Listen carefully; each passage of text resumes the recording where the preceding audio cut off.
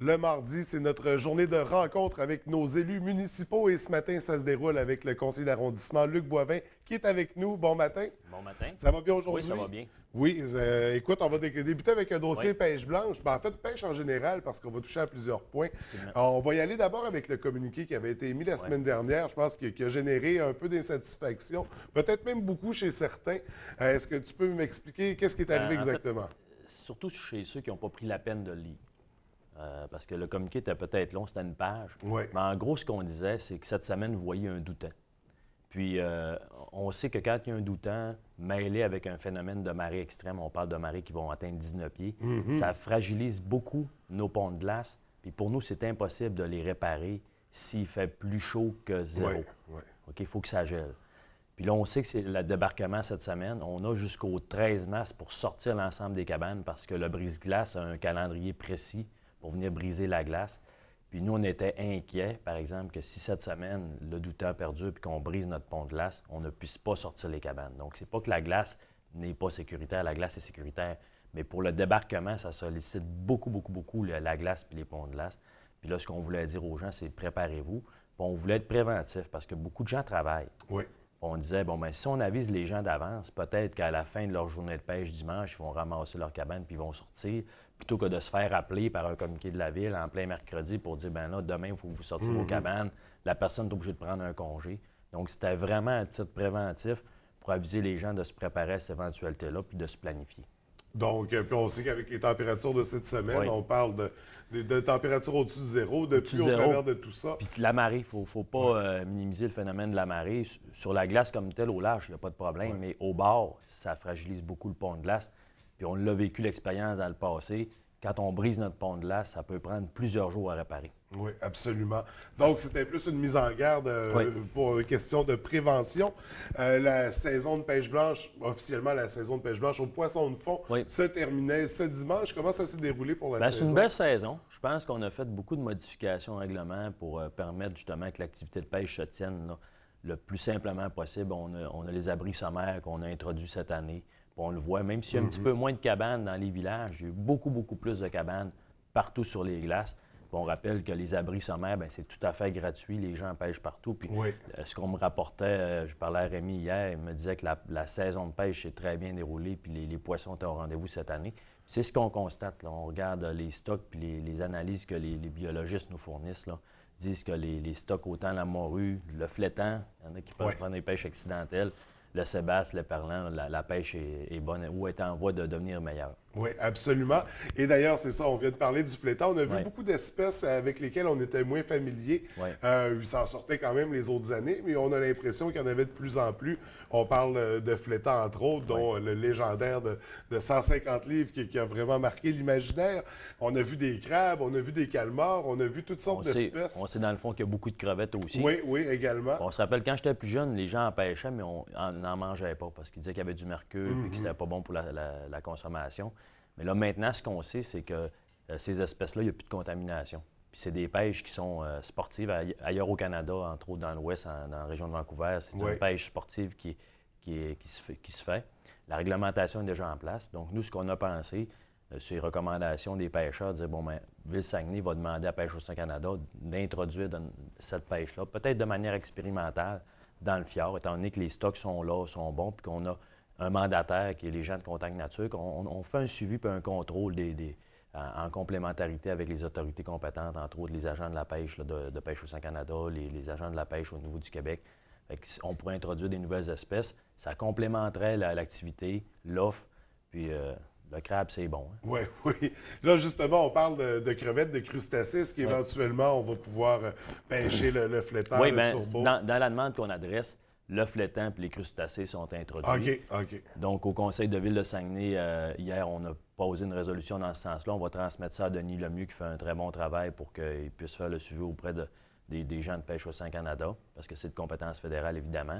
Puis j'ai appris par le préfet hier, Gérald Savard, qui va émettre le même type de communiqué au niveau de la MRC du Fjord pour que la MRC adresse la même demande que Saguenay pour le reste du Saguenay.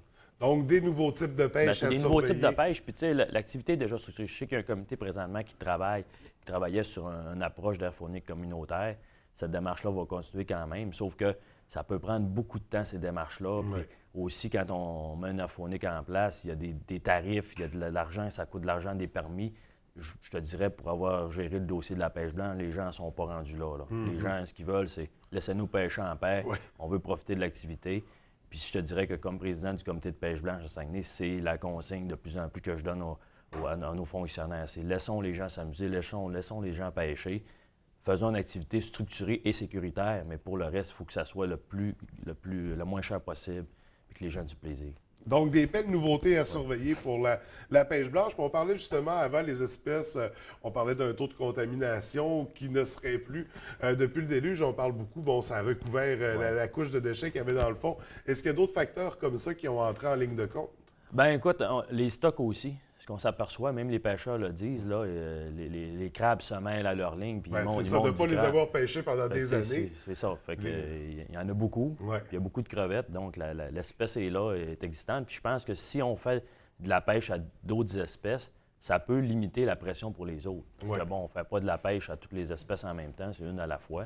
Fait que ça Puis, va balancer, puis ça va de régulariser. manière expérimentale, je pense que ça pourrait être tenté. Nous, on a les mandataires, les gens de Contact Nature, on est capable d'assurer le suivi pour s'assurer de faire respecter les quotas selon ce qui pourrait être décidé. Puis on a l'équipe au niveau des communications pour faire l'affichage, pour bien informer les gens sur comment le pêcher, comment réaliser l'activité. Ça, les communications à Saguenay, on est capable de faire un très bon travail à ce niveau-là.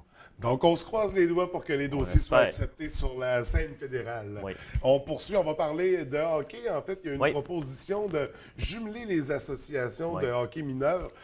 Pourquoi exactement? Bien, en fait, l'idée dans tout ça, c'est que la Ville de Saguenay, c'est de regrouper les associations dans le but d'avoir le bon jeune dans le bon chandail. On se rappelle qu'à l'abbé, il y avait puis je parle surtout de l'abbé parce que, bon, ici, c'est ce qui nous concerne plus, là. Mais il y a eu beaucoup de fluctuations dans les bassins de joueurs qui faisaient en sorte que des années, des équipes étaient compétitives, d'autres années n'étaient pas Ouais. compétitives.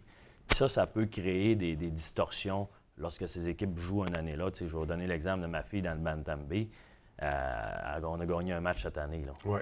Fait que le but de regrouper les hockey mineurs, c'est d'assurer un bassin de joueurs plus grand, puis d'assurer une division des équipes qui va être plus équitable, puis d'harmoniser l'arbitrage, d'harmoniser les budgets, de doter les hockey mineurs d'une structure centrale avec les budgets qui vont avec. Puis ça, c'est les trois, c'est pas la Ville qui impose ça. On a travaillé depuis 2 ans. C'est moi qui préside cette table-là, Oui. avec les différents présidents des hockey mineurs, avec leurs vice-présidents, leur organisation, pour regarder comment est-ce qu'on pourrait bâtir un plus grand hockey mineur dans le respect des jeunes, dans le respect des parents. Puis là, j'ouvre une parenthèse importante, là, aussi, c'est de ne pas faire voyager les jeunes. Là. On s'entend tout de suite, quelqu'un simple lettre à l'abbé ou de niveau du MAC, du novice, n'ira pas jouer à Jonquière. On s'entend, là. Ne craignez pas ça. Mais il y a des bassins de joueurs qui sont mitoyens. Par exemple, à la Terrière. T'sais, un jeune de la Terrière, de jouer à Chicoutimi ou de jouer à l'abbé, ça n'a pas une grosse différence. Les jeunes, mais tu sais, quelqu'un le hockey mineur de l'abbé, les jeunes de l'Anse-Saint-Jean, de Petit-Saguenay qui se rapportent au hockey mineur de l'abbé, n'iront pas jouer à Jonquière. Donc, on a discuté d'une formule territoriale pour s'assurer d'une répartition géographique, mais souvent, c'est un joueur, un petit échange d'un joueur pour balancer les équipes. Puis ça change Puis tout. ça change tout.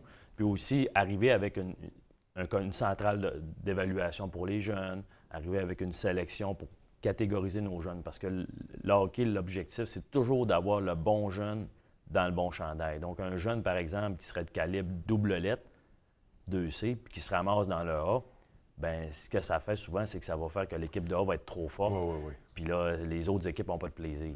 Fait que c'est pour assurer un bel équilibre. Un bel équilibre, Puis que les jeunes aient un du arrimage plaisir, budgétaire. ouais. Puis je regardais les bénévoles à l'abbé, ils font un travail extraordinaire, Ah, ils ça. mettent beaucoup d'heures.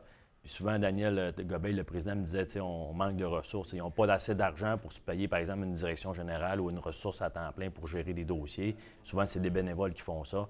Là, en harmonisant tout Saguenay, puis moi, c'est plus facile, avec Jean-Yves Provencher, m'assiste dans ça, d'arriver Ville-Saguenay, mettre, mettons, 100 000 pour donner une aide financière à l'ensemble pour structurer ça, que de dire, bien, je donne encore à l'abbé, parce que je vais te dire que quand je donne à l'abbé, des fois, je Chicoutimi puis Jonquière dit « Hey, Luc, c'est assez, l'abbé, il arrête d'en donner, là, vous en avez eu assez. » Puis ceux qu'on tire toujours un peu de notre bord de couverte, là, mais c'est plus facile de le faire quand tout le monde travaille ensemble. Oui, absolument. On va y aller avec une dernière question. Je ne l'avais pas prévue, mais j'ai été inspiré ce matin. Oui. On va rester sur le thème du hockey. On a beaucoup parlé du San Georges Vézina dans les dernières semaines. Ça a ouvert la porte à parler du Centre Jean-Claude Tremblay. La glace numéro 1, on sait qu'il y aura des travaux à faire. Qu'est-ce qu'on a à surveiller pour cette glace-là? Bien, les travaux, écoute, je suis content parce que ces travaux-là ne devaient pas se faire cette année. Puis j'ai tiré un peu sur la direction générale pour que les travaux se fassent le plus vite possible. Même M. le maire est venu, puis là, il y a eu des rumeurs qu'on évaluait peut-être la possibilité d'une glace olympique. OK. La réponse, c'est oui, on l'évalue. On regarde ce que ça pourrait coûter de différence, puis on va consulter les gens, entre autres le hockey mineur, le patinage artistique, ça pourrait créer des problèmes.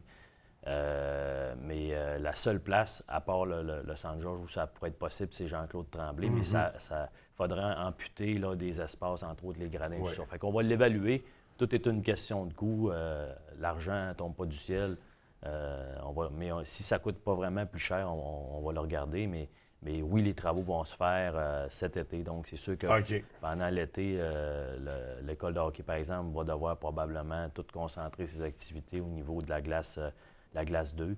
Mais c'est pour une bonne chose. Ça devrait pas être un problème. On a Ça sera pas un fonctionné problème. tellement longtemps avec une Puis la glace, glace. puis la glace 1, là, elle est finie. Là. Oui. La tuyauterie, c'est rouillé, c'est corrodé. Les compresseurs manquent souvent. Tout bout de champ, on a des problèmes avec la glace.